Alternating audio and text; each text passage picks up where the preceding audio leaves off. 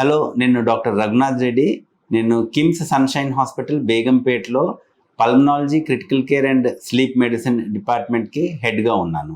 మనకి చిన్నప్పటి నుంచి చదువుకునే ఉంటాం మనం. లంగ్స్ ప్రాథమిక విధి ఏంటి అంటే రెస్పిరేషన్ అనేసి. రెస్పిరేషన్ అంటే ఆక్సిజన్ని ఈ గాలిలో నుంచి మన లంగ్స్ గ్రహిస్తాయి బ్లడ్లోకి, అండ్ ఆ ఆక్సిజన్ని హీమోగ్లోబిన్తో అటాచ్ చేసి బ్లడ్లో ట్రాన్స్ఫర్ చేస్తుంది అనమాట ఆర్గన్స్కి.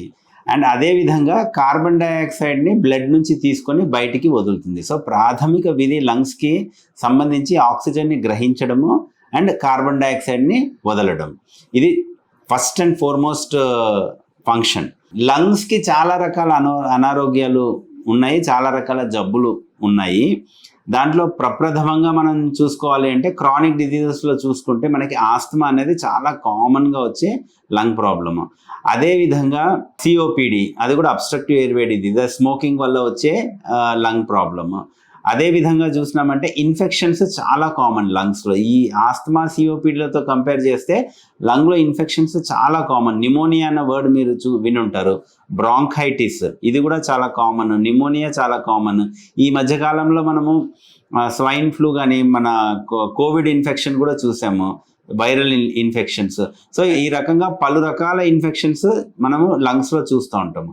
దాంట్లో పబ్లిక్ హెల్త్ పరంగా చాలా ఇంపార్టెంట్ ఇన్ఫెక్షన్ ఏదైనా ఉంది అంటే అనాది కాలంగా వస్తున్న టీబీ, ట్యూబర్కులోసిస్ ఇన్ఫెక్షన్ అనేది చాలా చాలా చాలా కామన్.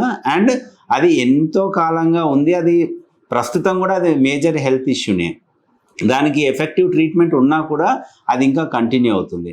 అదే రకంగా చూసుకున్నామంటే మనకి ఐఎల్డి అనేసి ఈ మధ్య చాలా రకాలుగా మనం వింటున్నాం, ఇంటర్స్టిషియల్ లంగ్ డిసీజెస్ అనేసి.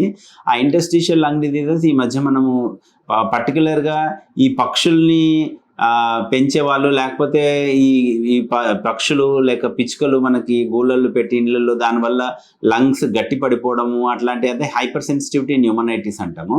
అది ఇండియాలో చాలా ఎక్కువగా ఉంది. ఐఎల్డీస్లోకి వెళ్ళా ఎక్కువగా మనం చూస్తున్నది ఇప్పుడు హైపర్ సెన్సిటివిటీ న్యూమోనైటిస్, పర్టికులర్గా ఈ పక్షులు దాని ఫెదర్స్ నుంచి వచ్చిన దీనివల్ల వచ్చే ప్రాబ్లం అనమాట.